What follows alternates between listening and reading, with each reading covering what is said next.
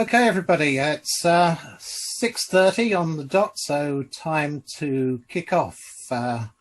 Welcome to this session. I'm Simon Wallace. I'm one of the committee members of the BCS Consultancy Specialist Group. And with me from the committee tonight, I have Alan Waugh, who is our chairman, and Antonio Hidalgo, who is going to be working behind the scenes on all of the Zoom stuff.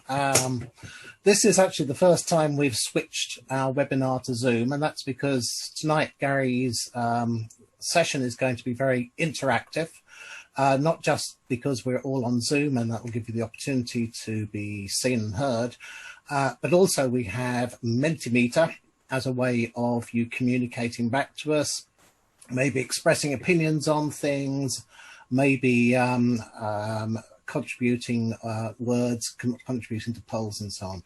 Now, the way that works is you need to have a separate browser open somewhere.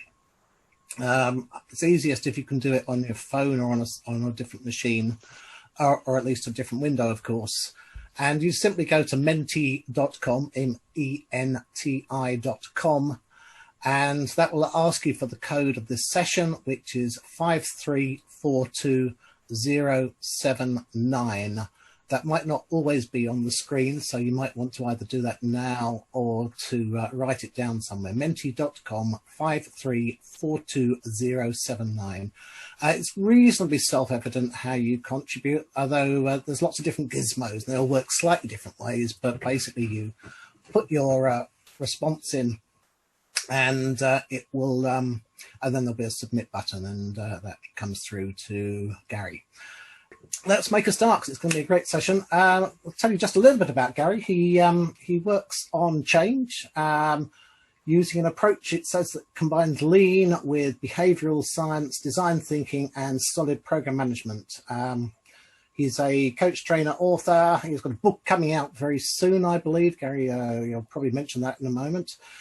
He's an executive coach and a mentor at Warwick Business School. So that's probably enough from me. Gary is in a better position to let you know a bit more about that himself. So I'm looking forward to this session. Just one thing, everyone bear in mind, let's be interactive. Want to hear your opinions, want you to contribute. Drop questions in anytime you want to, through Menti or through the chat, preferably through Menti, and just enjoy a really good interactive session. So Gary, over to you, I think. Simon, thanks. Can everybody hear me okay? Just give me a thumbs up. Yeah.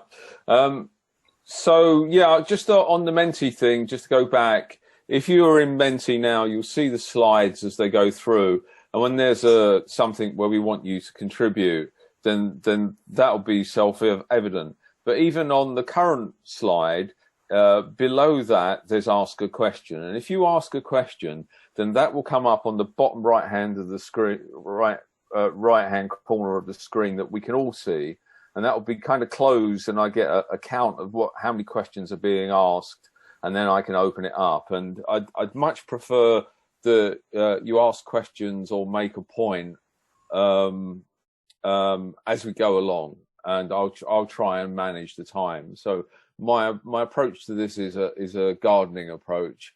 So cards on the table. This is the title of the book that will be coming out shortly, and I'll give you a link to where you later on where you can sign up to just be notified when the book's going to be available. And I'll be giving away about 100 PDF copies of the book as well, if people would reciprocate by giving a review, good or bad, on Amazon, because visibility on Amazon is everything. So how to cultivate change at work. Actually, what I'm going to talk about applies not just to work, it applies to any situation, but I've particularly focused on work in the book, which means both personal development and organizational development. I think it's too often forgotten that when people are thinking about leading change, it's tempting to think about it as something that we do to other people, that we don't need to change. And that's absolutely not the case, as I hope to illustrate.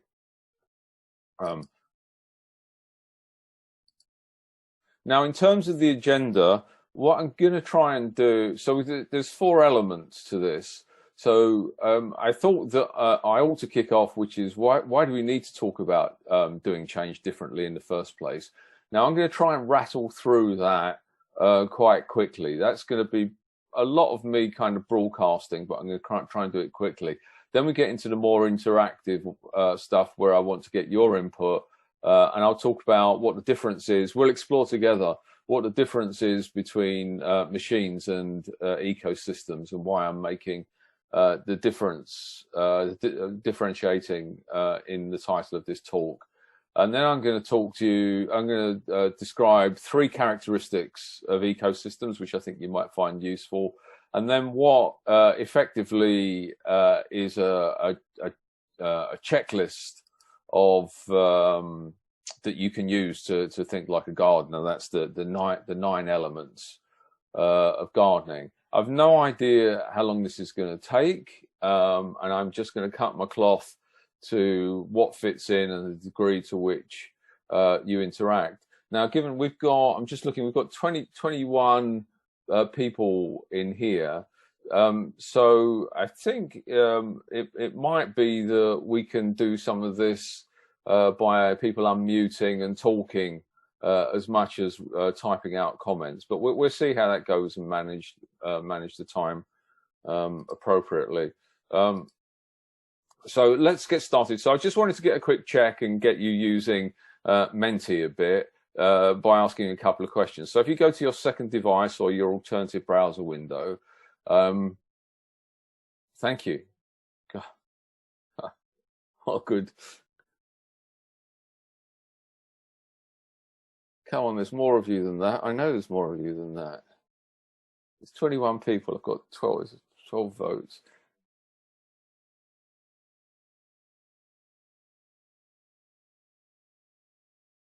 Okay, so about 2/3 of people are BCS, and a third not.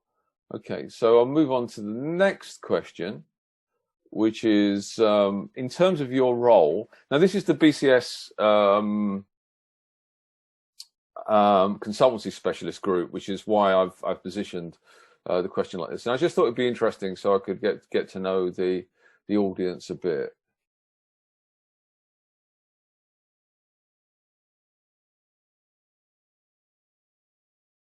Okay.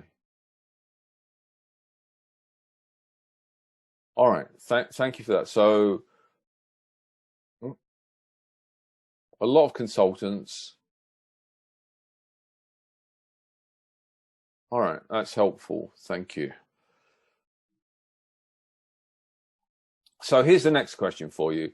So I'm going to re-ask this question further down the line, but I'd like to get your opinion at this stage before I've tried to indoctrinate you. Whether organizations are more like machines or they're more like ecosystems.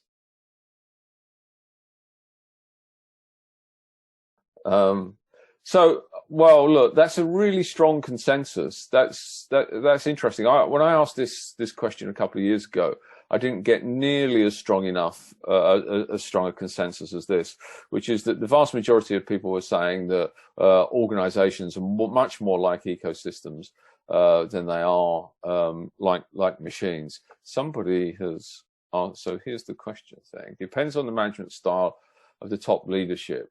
The question really, my question is not about. I'll come back to this as a question because I'm going to ask about this specifically. But in this particular question, I was just asking for your opinion of whether you felt the organizations were like ecosystems or machines. That was the nature of that question. I've got another one coming. Oh, sorry, I've got to mark that as answered. I'm quite new to Menti as well, so you'll have to bear with me as we go through on that. Now, these results will be recorded, and when we send out the PDF later on, these results will be in there. Now, the answer to that question means that I can rattle through the first part of this much more quickly. So, Just let me tell you a bit about. I wanted to tell you a bit about me because I wanted to tell you about the journey of how I got to where I am now. Which is I did a degree a long time ago in civil engineering, and this is actually the detail for a reinforced concrete beam. And in civil engineering, it's full of certainly structural engineering. It's full of lots of equations. So my background was coming from a place of equations, and when you're dealing with equations, then a defined set of inputs gives you a defined set of outputs. The world is fairly predictable within relatively narrow tolerances, depending on how well the environment is controlled. So that's how I started out. I then moved into computing. People of a certain age, this was absolutely state of the art when I started. And I was what used to be called a programmer. This was a VT100, absolute state-of-the-art digital equipment machines, DEC, VAXes. I started off as a programmer. So again, I came from a background where a set of defined inputs gave a set of defined outputs. And we were doing safety of oil rigs at that time. And then I went into retail banking within IT, and I found that they were sending people off to Warwick Business School, and somehow I managed to blag my way into that. Still not quite sure. I expect for the first week I was there, I expected to get a call saying, you know, look, we've made a terrible mistake. There's another Gary Lloyd in the organisation, and you shouldn't be there at all. In fact, at the end of the first week, I felt like packing in because I was absolutely terrified of the other people that were on it. We were in a closed group of about 20 people, and I went home and I said to my wife, I'm absolutely completely out of my depth here. And about 3 weeks later, the whole group all got drunk together and everybody was feeling the same, which was a great sense of relief. But when I came back from Warwick, I crossed over from the IT side to the business side, and never really mentioned that I'd been in IT much before, although I'd become a member of the BCS during that time. And I was, oops, someone's asked me something down here. Sorry, I'm not paying.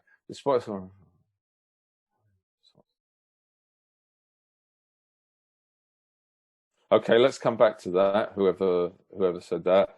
Well, let me get through this first bit quite quickly, and we'll come back to the discussion bits. So please just hold that for me. So when I came back from Warwick, I inherited a change program in retail banking, and it was basically to it was called core process redesign. It was to redesign all the core processes within retail banking. And I inherited a bunch of retail banking staff who were doing project roles, who had no experience doing projects. And at the end of the first week, I reorganized people, and I turned up on the Monday and had a group of people coming to me. Apparently, in the first week, I'd had at least 2 people in tears by reassigning roles, because I was thinking very analytically, having come back from business school, and I'd really forgotten about what it's like to manage people and about emotions and people's feelings. Another 3 weeks later, I inherited 12 projects running simultaneously, all of them with a large IT component. And one of the projects that was under my control, which I'd delegated off in an empowering kind of way, managed to delete every single direct debit on the NatWest retail banking system. And the reason that there's a line printer here, for those of you old enough, this is a line printer. For young people, this is how we used to print stuff off of computers back in what was then the mid 90s. And the only thing that somebody in IT found, there was a file, and we sent a printout to every single one of the branches. The branches had to go through this printout, rekeying in all the direct debits. My boss's boss wanted to sack me. I could kind of understand. And that was really my introduction to running large change programs. Fortunately for me, we had an incumbent consultancy, which was the Boston Consulting Group. And they taught me that successful projects are all about people. And it's not processes that deliver successful projects. It's relationships. And that started me off on a journey. And I'm not going to go through this, but just to say that these are the sorts of things that, since the mid-90s that I've collected in my head. They're not the only ones, but these are the ones that have influenced me the most. So in the bottom left-hand corner there, you've got systems thinking. This happens to be soft systems methodology. The machine that changed the world, which is the story of Toyota. Above that, you've got design thinking, which originated in Stanford University. And then we get into some of the behavioral science, Thinking Fast and Slow, Daniel Kahneman's epic book, The Psychology of Influence, and the Lean Startup, which I think is one of the best project management books ever written. It's very lightweight, but it's absolutely brilliant because it goes to the core of things. So the point of this is that this is the stuff that I've been carrying around in my head. But one of the things I learned coming back from business school is that it's absolute death to manage this stuff, to mention this stuff, because you get labeled as being academic. It may be the machine that changed the world at Toyota, but if you say, "Oh, I read a book on," then you get labeled as academic, and nobody wants to listen to you. So this is the stuff, and I know that a lot of the people on the call are consultants. So I'm sure you're the same as me, that you've kept a lot of this stuff in your back pocket, but you maybe do it in the background, or you don't talk about it explicitly. And then a couple of years ago, I was running a workshop in Charlotte, North Carolina, for a construction firm. It was an unusual departure for me. And one of the people there asked me a question: "How do you think I should approach this problem?" Obviously, as a good consultant, I try to get them to think it through themselves. But I don't mind being direct. I don't like being directive about content, but I don't mind being directive about process. And what I really wanted to say was, you need some of this stuff which I can see in front of me now. And so he said, so what should I do about what do you think I should do, or what could you tell me could help me? And I started to panic a bit, and I started to sweat a bit. And I said, in trying to encompass all of this stuff, I said, you should you should approach the problem like a gardener, not a mechanic.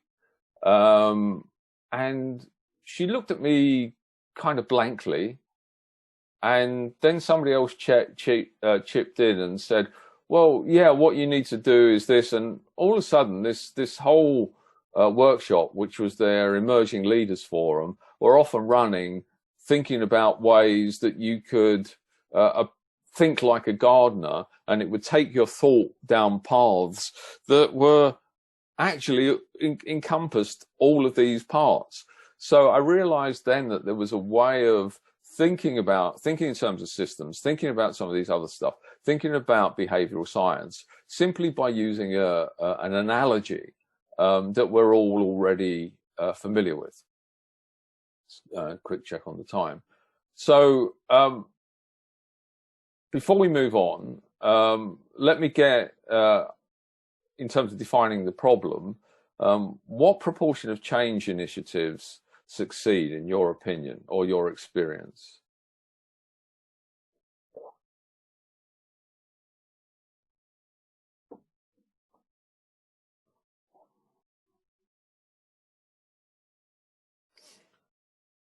So I think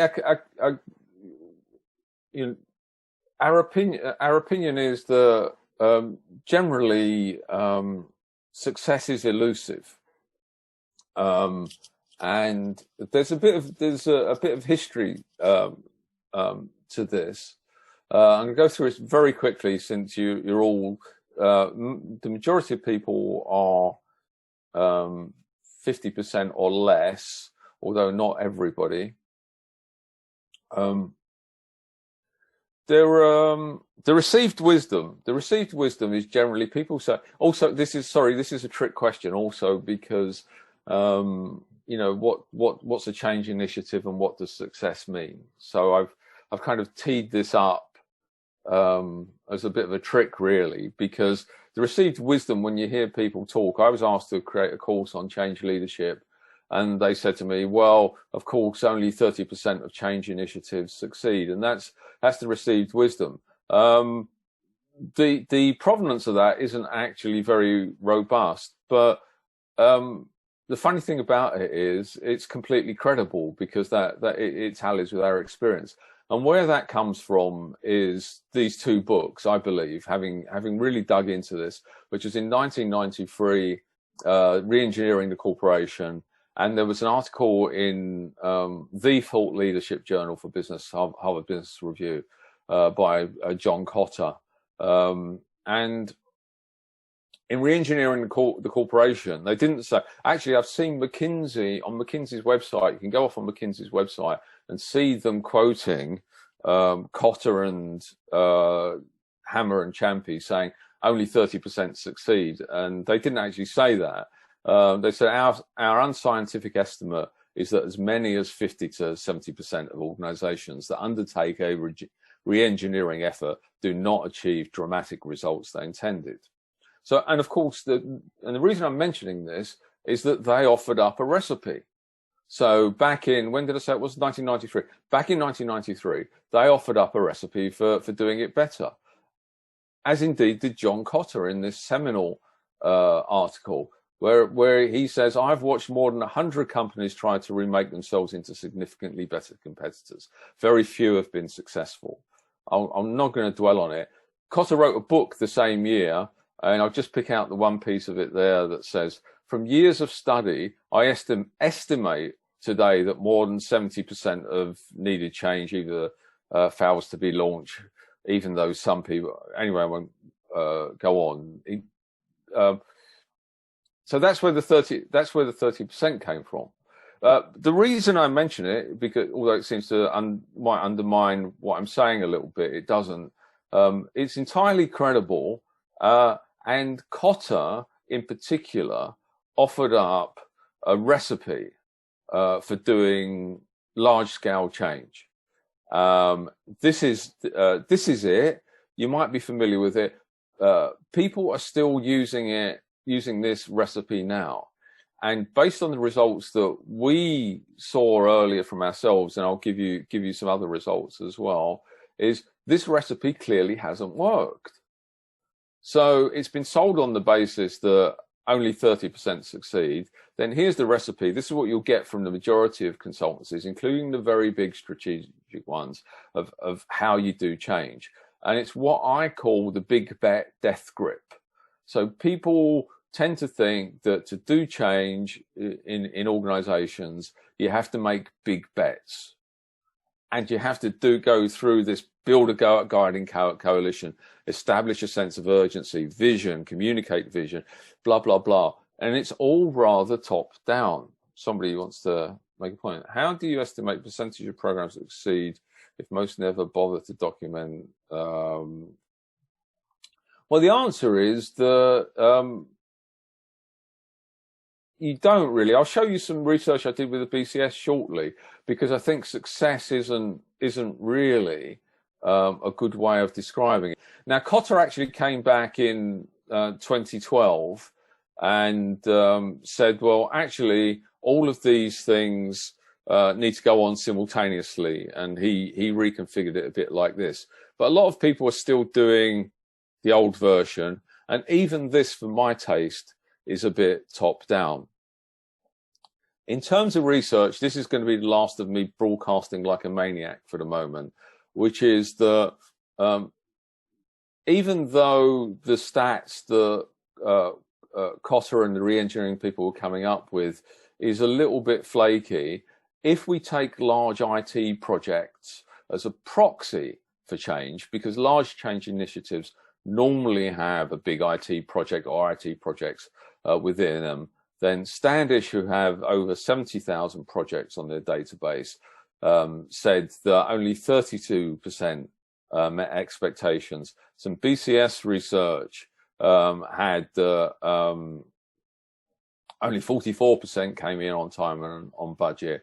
And some staggering stuff from the Side Business School said that 16% of projects overrun by 200% or more, with an average overrun of 27%. So I don't like so I did some research 2-3 years ago now. A lot of this was with what's called the BCS Leaders Group, and because I didn't like to ask about success or failure, I asked about 4 initiatives that you've been involved in. What proportion of expected value was delivered? And that's just an opinion.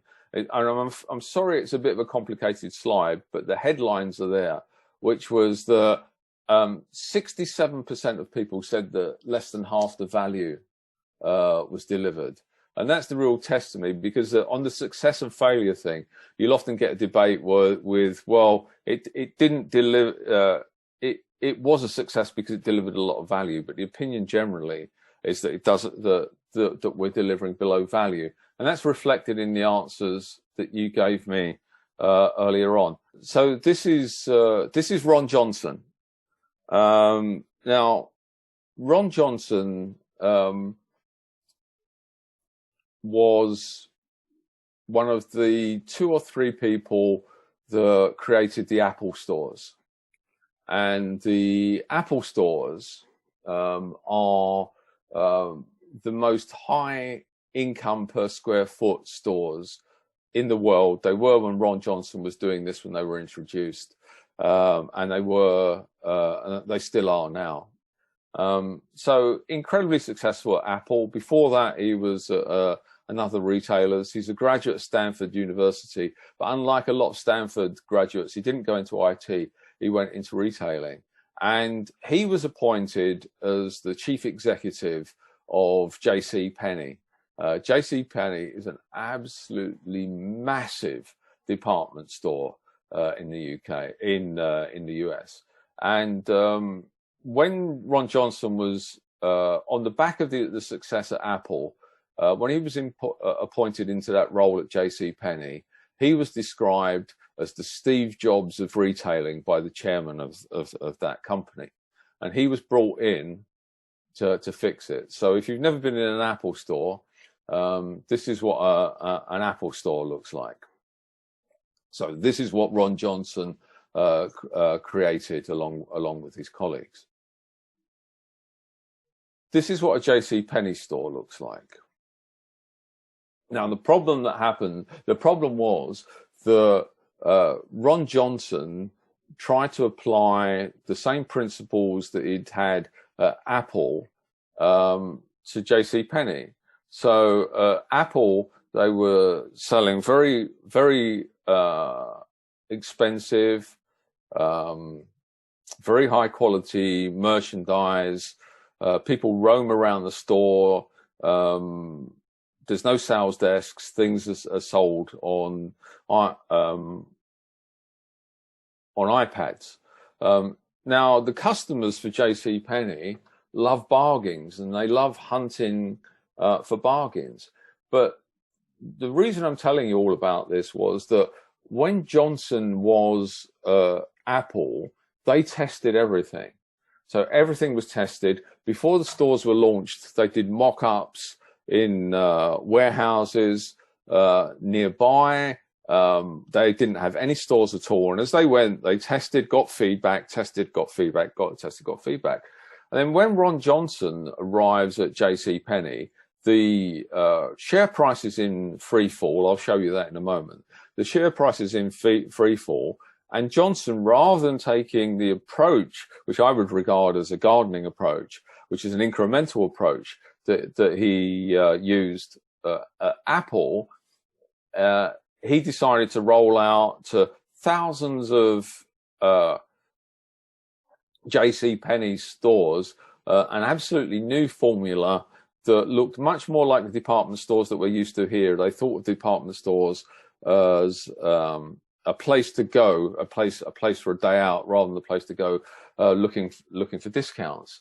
And so Ron Johnson assumed that what worked at Apple would work at J.C. Penney in this kind of environment.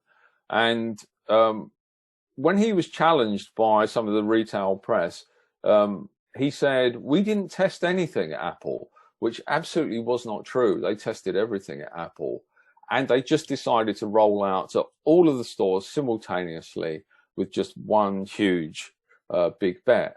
Now, to me, this is what I think about as this is what when I say about thinking like a mechanic, I'm talking about assuming that the world is predictable, that a given set of inputs in one place will give you the same sort of result in a different place, and that you can do these, you can predict how things are going to go, and that even the same thing that worked in an environment that worked in one place at one time will work again.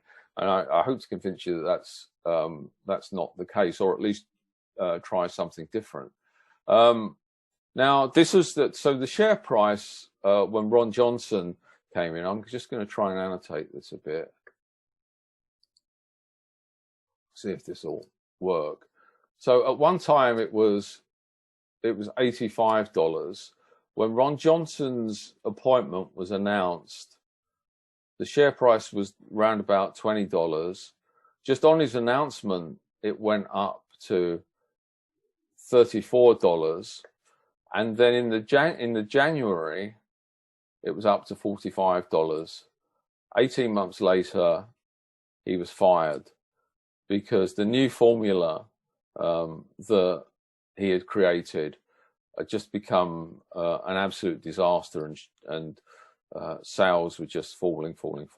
Now, what's really interesting is that they've continued to fall after. And if you buy a J.C. Penney share now, you'll find that it's less than $1. So one of the retailers said afterwards, one of the retail magazines said afterwards in Motley Fool, which was, he said that Johnson was onto something that is only now becoming apparent. Had he rolled out the changes in test markets to give customers time to acclimatize to his new ideas, instead of launching them nationally all at once, he'd have had time to see which were more appropriate for the store and which were maybe too radical. Now his ideas are being tested by other retailers who are being lauded as innovators. This is what the J.C. Penney concept store of the future looks like, which was launched just at the end of next year, and it looks very much like what Ron Johnson was proposing. The problem was that Johnson went from an approach which I would describe as gardening, which is incremental experimentation, and accepting that the world is unpredictable, to a world that's predictable, where what worked at Apple would work at J.C. Penney. I've listed a mixture of things here that that have brought about change. And I'm interested in your opinion about things that have had a sustainable impact, and whether they've been based on a longish period of incremental change, an accumulation of changes, or a large big bet change. So if you go to Menti, you'll find two dimensions against which to score, and it will come out in the appropriate place on the screen. So if you would give that a go for me, then I'd appreciate it.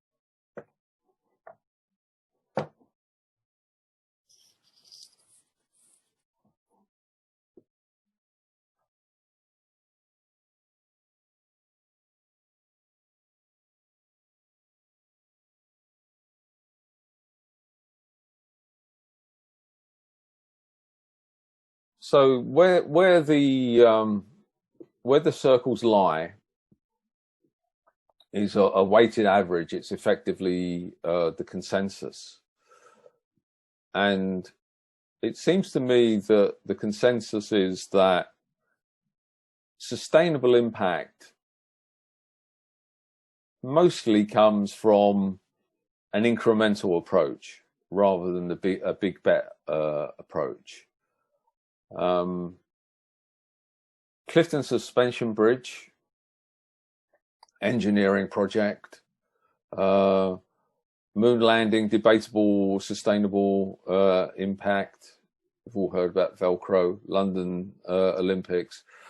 So this really cuts to the core of my thesis, which is that I think we've already agreed that organizations in the world in which we live are more like ecosystems than they are like machines. And if that's the case, then we live in a world which is very difficult to predict. So the way to deal with that is, rather than try to control it, is to embrace it and take an approach which is much more incremental and much more experimental. Because I think, and I think you're agreeing with me here, generally sustainable impact comes from incremental change. I mean, Toyota, the book isn't called The Machine That Changed the World for nothing. That was all based on incremental change. And when you go back and you look at Cotter and re-engineering, then the thesis then was, well, we're in a hurry and we can't do this incremental stuff just won't hack it anymore. It just won't do it. It's just not big enough. We need these grand things, which is often an excuse to sell a consultancy and to sell information technology. There was a lot of information technology sales on the back of that. If anybody's got a suggestion, I thought really hard about trying to get something on this chart that was a sustainable impact from a big bet approach. If you can think of one, then put it in the chat or in the questions thing and let me know, because I had really trouble the best I could come up with was the Clifton Suspension Bridge, the moon landing, and the London Olympics, all of which have debatable sustainable impact. What I'd like to do is to just pause there and just see if anybody would like to chip in. If anybody would like to unmute and chip in and give some thought, because I'm conscious that I've been just talking very quickly, and give somebody else a chance to say what their thoughts are on incremental versus big bet and sustainable impact. Would anybody like to chip in? I don't think we've got a raise your hand thing on here, have we? Hi, Gary. I think we have some comments in the chat. Yeah, I'm seeing faster payments in banking. Was that a big? Would you say that was a big bang thing, Simon? Well, absolutely. Just think about what happened behind the scenes. You had to get all of the banks in the country to agree to do the same thing, to build interfaces to each other, to drip feed the public in a continue. Do you remember all those times when they told you faster payments was coming, and they told you things like you'll be able to transfer up to £15 and then £20 and so on. And change program was massive. The organisational aspect to it was phenomenal, because you had to get this consensus between all the banks, and the sheer amount of work to build the modifications to all the banking systems, so you could then turn it on. Massive. And nowadays it makes the world run very smoothly, and you don't actually remember the days when you couldn't do faster payments. Yeah. And Stephen saying the D-Day landings, it's quite an interesting one in terms of the behavioural stuff in that. There's somebody here. COVID vaccine. That's quite an interesting one. We'll come back to that if we may. So my thesis isn't that Big Bang projects don't deliver sustainable change. My thesis is that most of the time they don't, and most of the time an incremental approach is more successful and more sustainable. That's the nub of my argument. I wanted to go back to something I said right at the beginning, which was that I also think it's a mistake to think in terms of change as something that we do to other people. That we forget that to effect change, often we need to change our own assumptions and beliefs as much as we need to change other people's assumptions and beliefs. And I thought this was a really interesting quote from Justine Roberts, who was one of the co-founders and she's CEO of Mumsnet. And this was about a rogue tweet that went out from a member of staff of Mumsnet. And she said, and I thought, how did that happen? It was clearly my fault, right? I hadn't communicated that. So I'm going to have to work out how I change my job to deal with that. And when we're doing change, particularly the big bet type of change, we're often thinking about how we get other people to change rather than thinking about how we change. So earlier on, I asked you about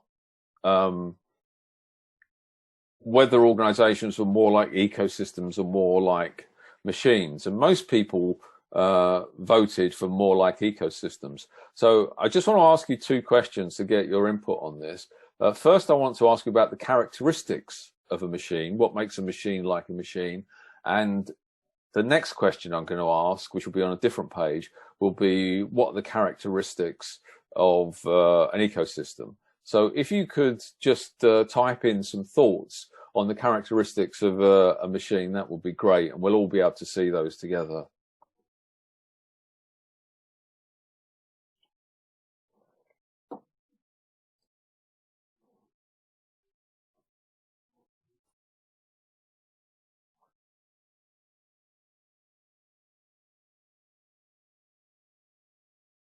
Okay, not everybody has voted, or maybe people have just left. Predictability. Absolutely. Machines are predictable, they're repeatable.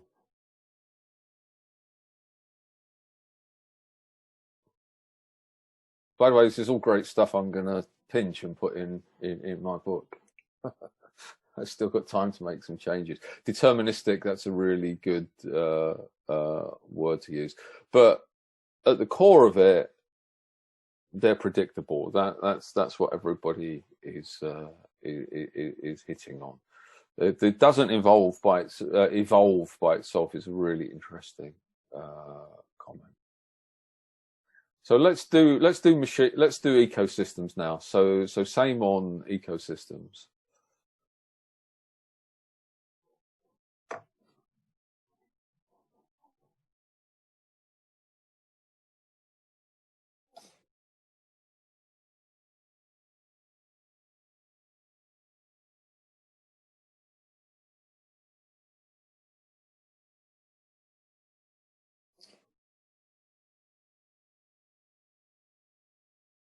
So that's really interesting. And it sounds like there's a lot of people that have taken a deep dive into systems theory.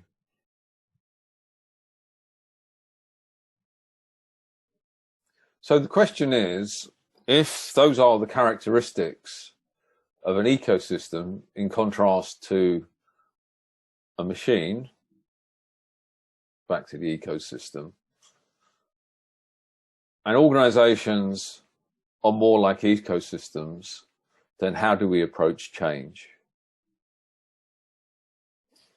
So I'm going to ask you again the question I asked earlier on, which was, in case you changed your mind in between, are organizations more like machines or ecosystems? This comes back to a comment that somebody made earlier on about it depends on the leadership style, which is contrast that with the way that organizations approach change. So do organizations approach change as if their organizations are machines? Okay, I think you've got the gist of where I am.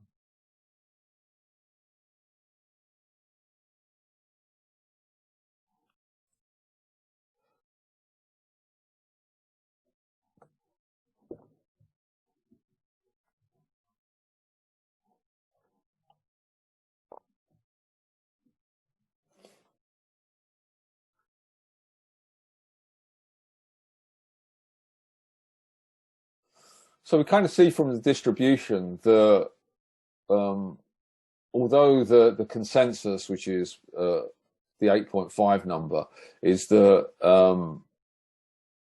organizations are much more like ecosystems than they are like machines, the way that organizations tend to approach change is if those organizations are machines. And we've already seen what the characteristics of machines are, which is that they're predictable, repeatable, deterministic, inflexible, and they don't evolve. So that's a problem. Now, I got exactly the same result. I mentioned the research I did earlier on with mostly BCS, but not exclusively BCS members, and they were all people in the leadership group. And they said exactly what you've all just said before, which was the way that the organizations tend to approach change is as if they're machines, but the organizations are actually more like ecosystems. So one of the things that's really important is this is something I didn't really appreciate until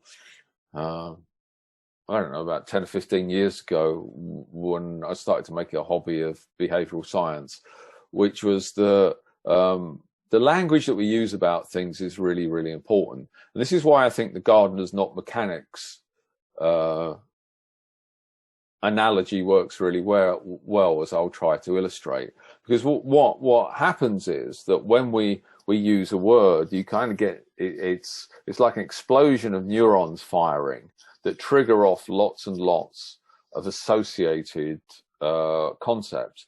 So if I use a word as I did in the title to this talk, which was this session, which was to cultivate change, then that begs a question. If I think about cultivating change, because if we're more like gardeners than mechanics, if I think about cultivating change, what does that actually mean, to cultivate change?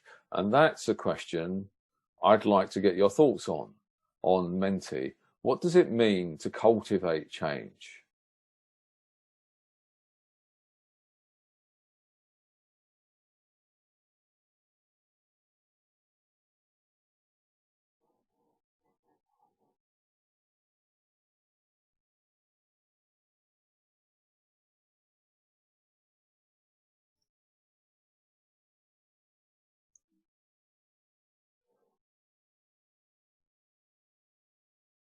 I'm just going to pause the scrolling for a moment. You might not see your comment come through at the moment, so I'm not sure if I can scroll up and down. And I'm reading through them at the same speed with which you are reading through them.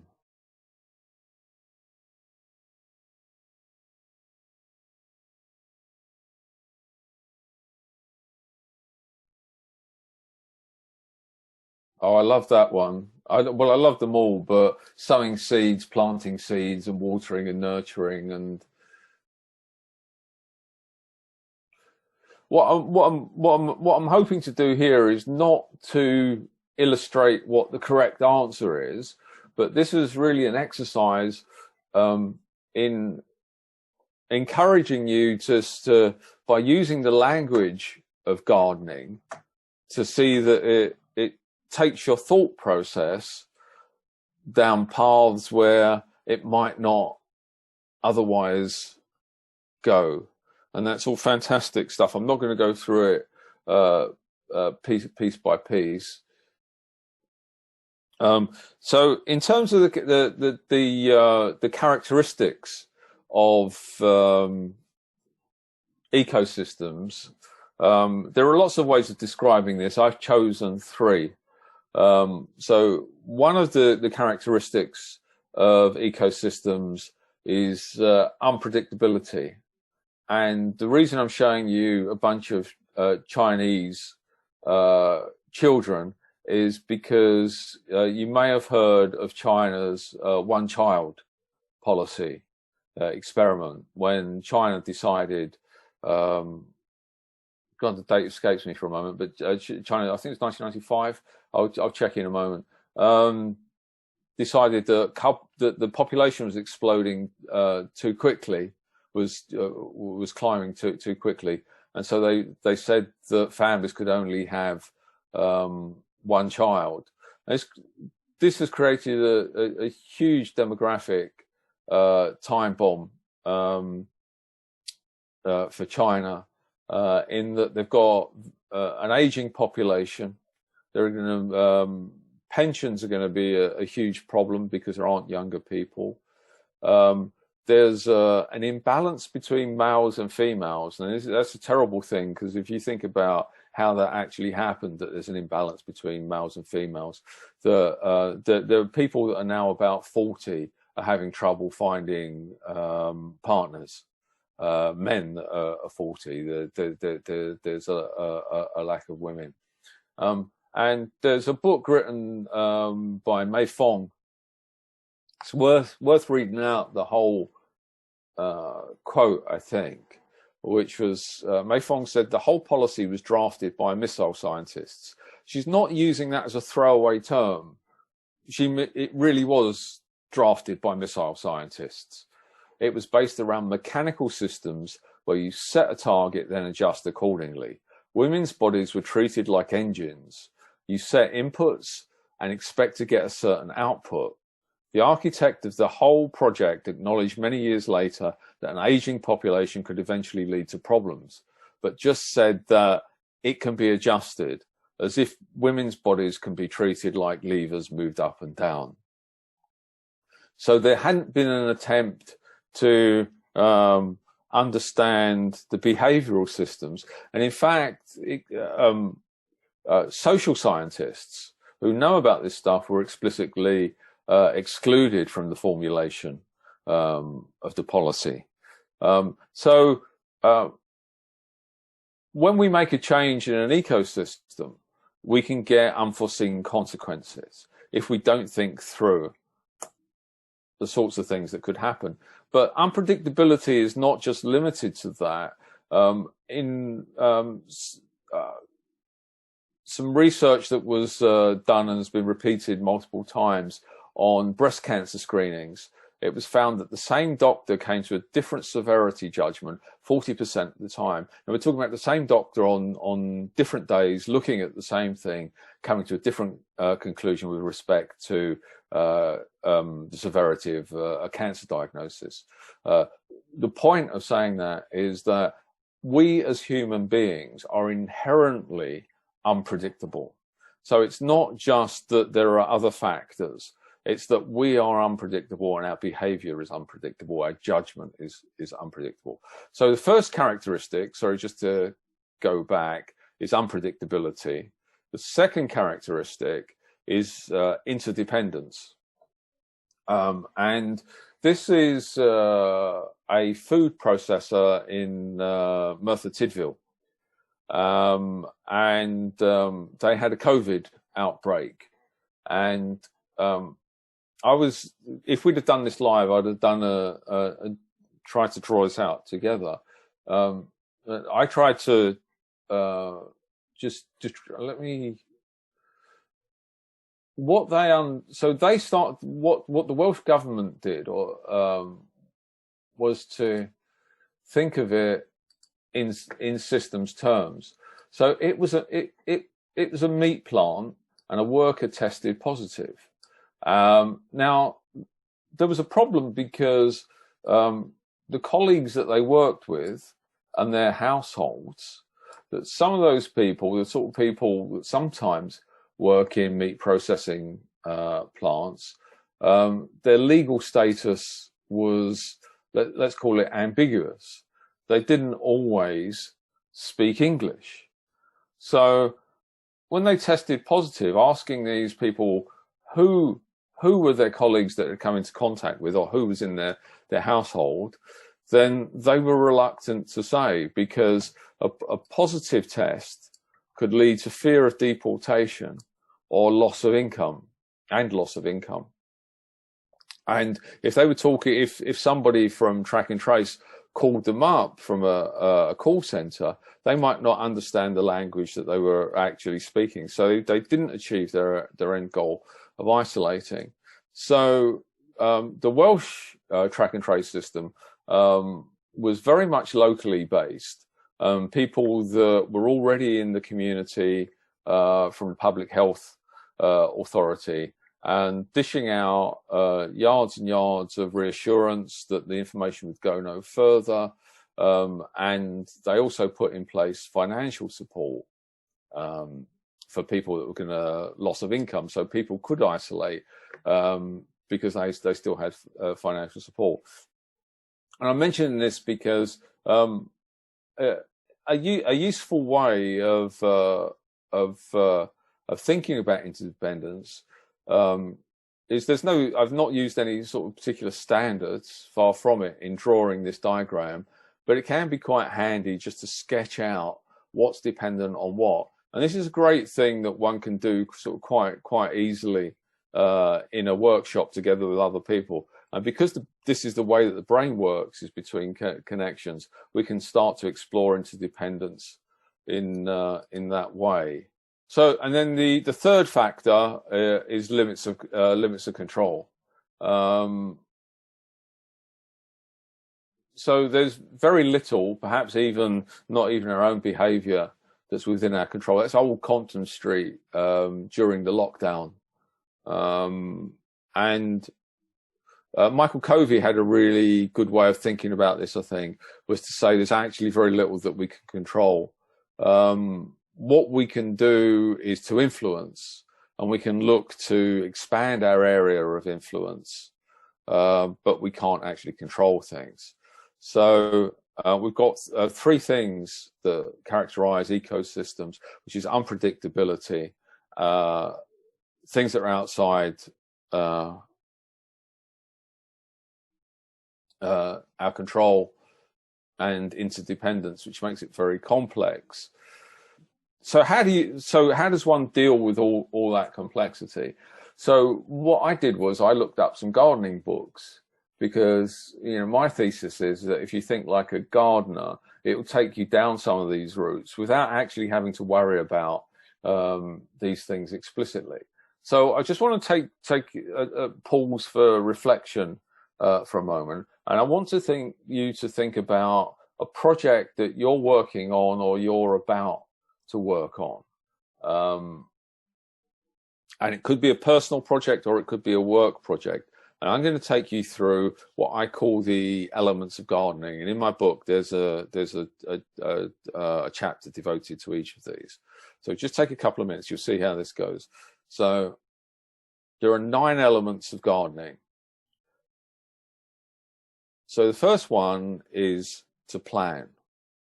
So just think for a moment, for your project at the moment, what would it mean to plan if you plan like a gardener? What does a plan mean to a gardener? And what would that mean for your project? The second element, I'll do the list of all of these when we've gone through them. For your project, what might it mean to prepare the soil?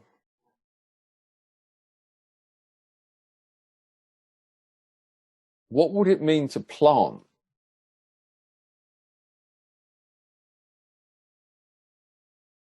What could pruning mean?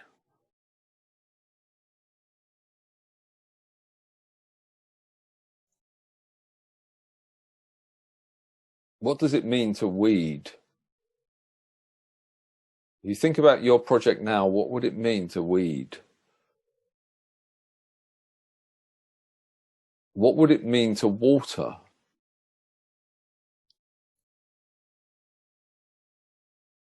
what would it mean to stake?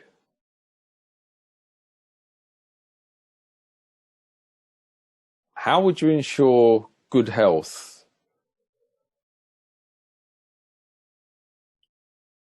And finally, how would you enjoy your harvest?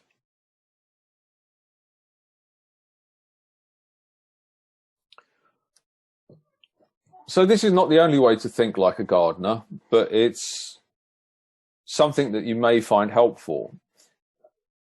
I hope that when we finish this session and you go back into your work environment, that you think to yourself, well, if I thought like a gardener, what if I accept that the organization is like an ecosystem, what would it mean to think like a gardener? You may come up with something completely different to this list, but you might find this list useful. I'm not saying you should use this list and it's the only list, but it's something you can do. Now, what I'd like to do, I know that time is quite tight, but I'd like to put us into breakout rooms for just 10 minutes. And I'd like you to consider the first three of these: plan, prepare the soil, and plant. And then we'll come back into the group together and get some thoughts. So I would like you to think about plan, prepare the soil, and plant. And what I'd like you to think about, I hope we don't get into arguments about this. We're not going to do that. I don't think we've got time. Which is, let's say it was January of this year. These newspaper headlines are from January this year. And it was the killer virus is on its way. So if you were in government at the time and you were a consultant working in government and you were asked to help and you were thinking like a gardener, then please don't get into what was right or wrong and debate about whether the government's doing a good job or bad job. What I'd really like you to think is, what does it mean to what would it have meant to plan? What would it have meant to prepare the soil? What would it mean to plant? Oh, sorry. One thing I should quickly mention is that on this list of things, that in a garden, all of these things are going on simultaneously. Unless you've got an absolutely brand new garden, these things don't go on sequentially. They're going on all the time. So can you give that a try?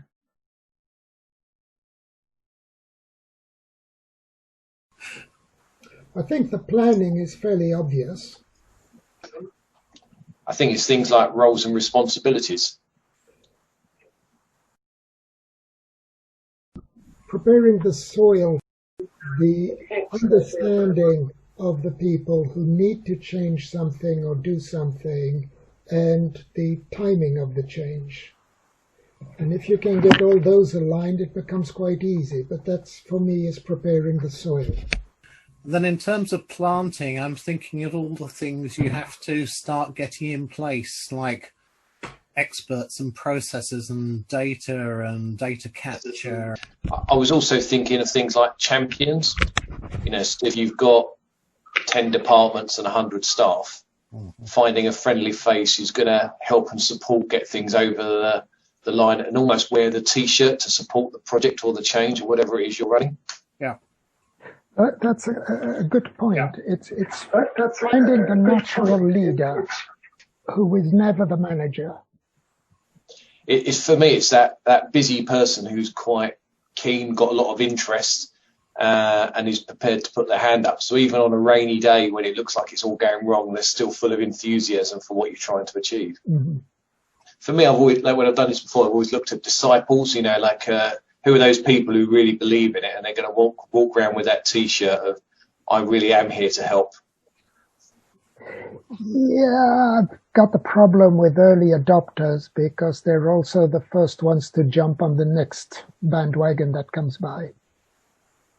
You need to find the people who are going to stick with it. And for me, it keeps on coming back to the same question. We spend way too much money on training and not enough on education. Do either one of you know the Kinefin framework? So say again, what's the name of the Kinefin. Dave Snowden's Kinefin. No. So it's basically a way of identifying whether the problem you're facing is simple, complicated, complex, or chaotic, and identifying what are the constraints that are creating this problem, and then determining how you should work on them. How does it get that name? Is it the person's name, or is it something more complicated? It's a Welsh word for this is the place where we are. Ah, wonderful. Because it's not a resolution framework. It is really a framework to decide where you are before you get started. Mm.